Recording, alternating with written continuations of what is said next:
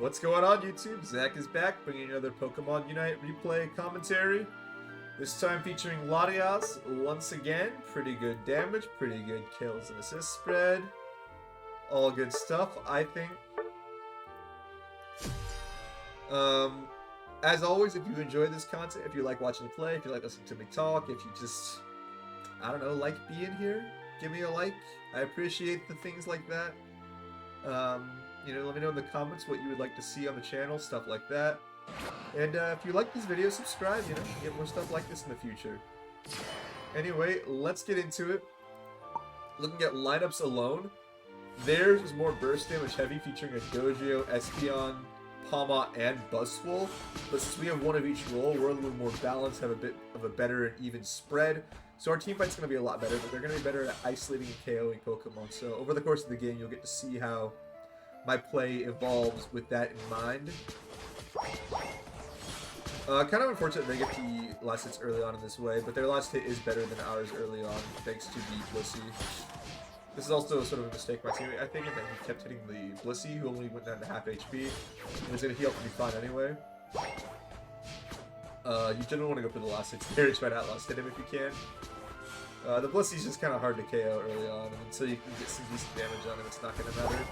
Thankfully, though, the damage we racked up here does matter since he was near the farm when we hit it, so the Leaf can gank at a good time to take care of him.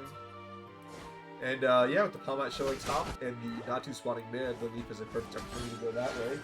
So, just get to see another one of my cats today. Anyway,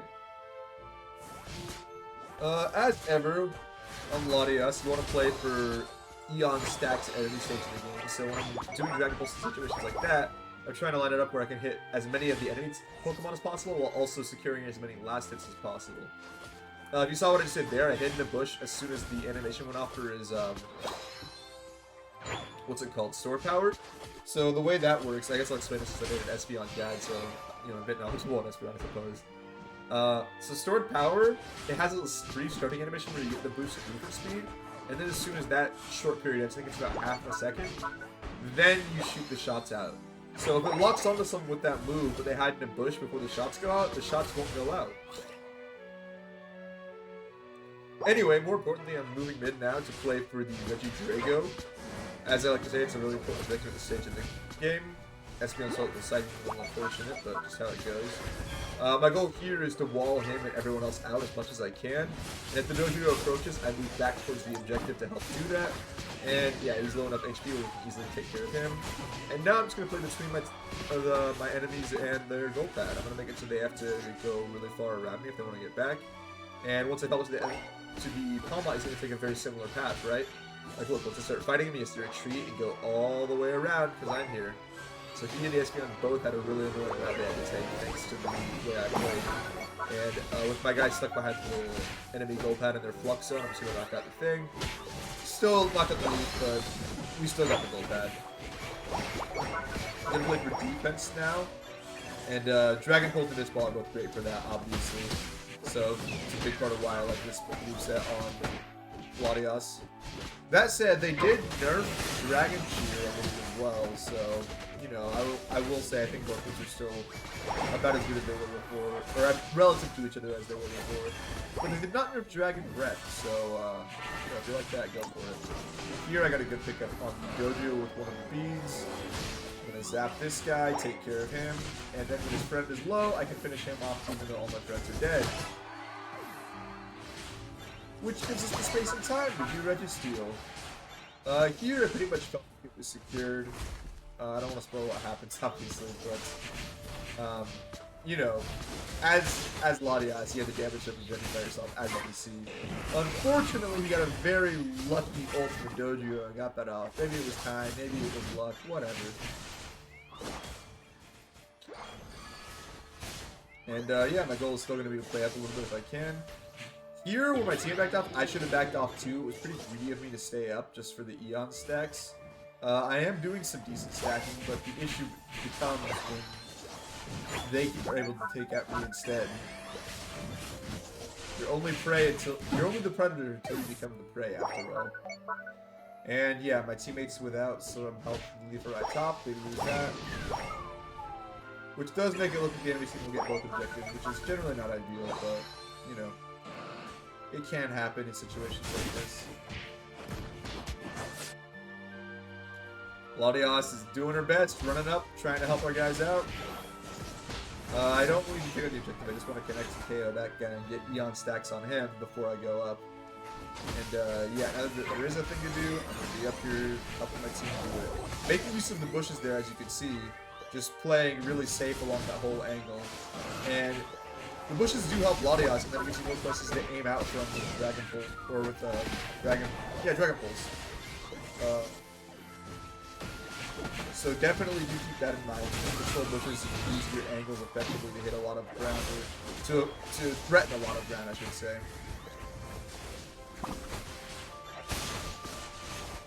And then with that done, I'm gonna help my teammate. I tried to get the red buff there, but I couldn't. I'll help my teammate do this. Easily got all those. Get some Eon stacks along the way.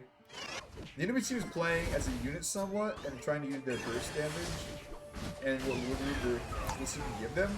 You can see how their line of fight's way less good as a core compared to ours.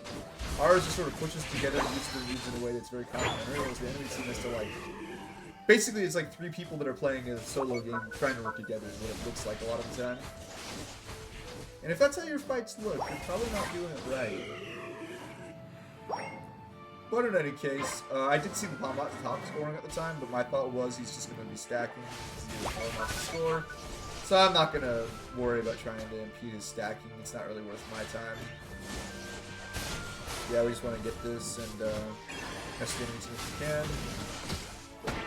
I still have my hold here, so I want to use it one more time if I can.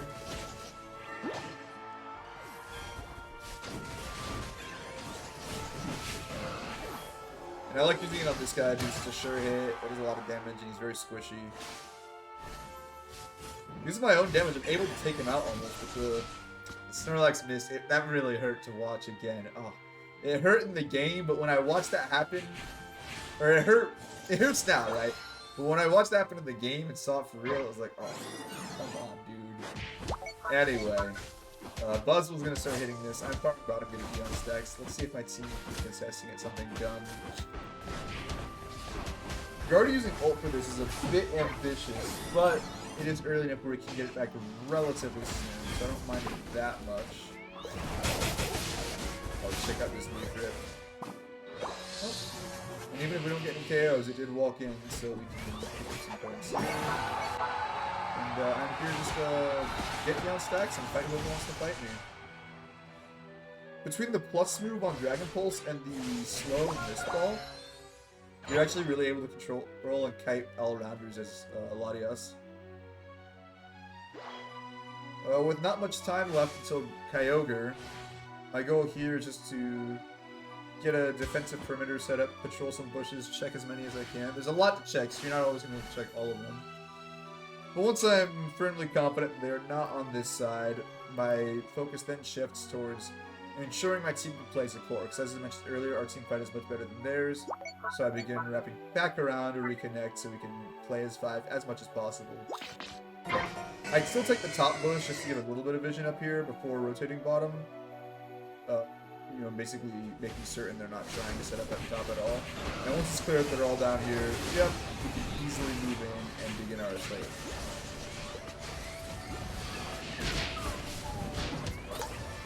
Nice pussy ult there, managed to take out our Guardy. But oh, did you guys see that? That was a big cluster of bodies. They got caught in all our circles at once, all our moves, and just completely picked apart. And yeah, I'm willing to fight this guy up front by myself because I have the, between Dragon Balls and Mist Ball damage reduction, I have this tankiness to survive whatever he can dish out. And then obviously, if I hit him with the Dragon Balls at all, then the beads will kill him afterwards, as is what happens. So I was talking with some friends as well about the Kyogre buffs. There's a few things that are kind of unobvious about them though that I will point out now. Or a few unobvious benefits. I think the first is that this effect being your base is making it so they have no healing effect or shield effects for people on them for the rest of the game. I think is incredibly annoying. It makes it very difficult to defend against the Kyogre team. I think the idea was they wanted to make it so that you got something else besides just the buff from killing Kyogre, because the buff is maybe arguably weaker than Groudon. But I don't even think that it is. The healing is actually insane. It's so hard to knock people out. Like, watch this. My Snorlax and I are looking at taking so much damage, it's not even going to matter. It means he can't do anything to us. You're going to really see here how hard it is to KO people when they have this stupid buff. And it just makes it hard in general compared to Groudon. With Groudon, you do not have any Pokemon, you have their buff, and you can score faster on their side. And your shields are still okay on your side. This is not really the same. It kind of feels bad. But, you know, all things change. We must adjust to the change, and learn from it, or accept it, or embrace it, or whatever. And there, obviously, we had the game all locked up. There was nothing to worry about at that stage. And, yeah, you can see how even after the nerfs, Latias is still in a very fine position. So, with that said, thank you all so much for watching. I really appreciate it. If you enjoyed this content, do all the things like I said earlier. If you like watching me play live, I got a Twitch. Check it out in the description. And, yeah, that's gonna be it. Peace out, y'all.